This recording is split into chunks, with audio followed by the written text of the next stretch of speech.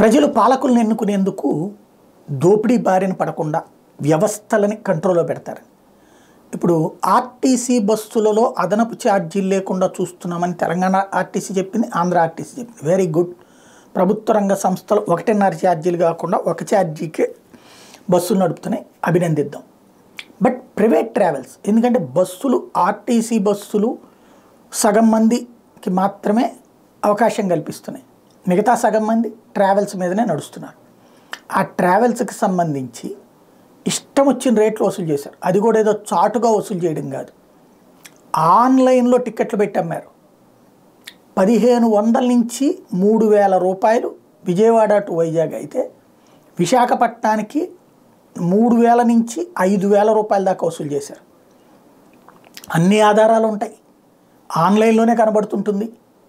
ఇక్కడ రాజకీయ పార్టీల నాయకులే ఈ ట్రావెల్స్ నడుపుతుంటారు కాబట్టి రాజకీయ పార్టీలు వాటి జోలికి వెళ్ళవు. అది ఒక ఆస్పెక్ట్. రెండో భయం ఏముంటాయి ఈ నాయకులకి, వీళ్ళని పట్టుకుని ఆపితే బస్సులు ఆగిపోతాయి. బస్సులు ఆగిపోతే ఆ టైంకి రోడ్డు మీద జనం ఉంటారు. డబ్బులు ఇష్టమయ్యనే వాళ్ళు పెట్టుకున్నారు కదా, ఎక్కువని తెలిసినా కూడా అట్లాంటి వాళ్ళు మనం రోడ్డు మీద ఆపితే మాత్రం మనల్ని తిట్టుకుంటారు. ఆపామని చెప్పి మనల్ని ఎవరూ అభినందించరు అన్నటువంటి మరొక ఫీలింగ్ ప్రభుత్వాల్లో ఉన్నటువంటి మంత్రివర్గాలు.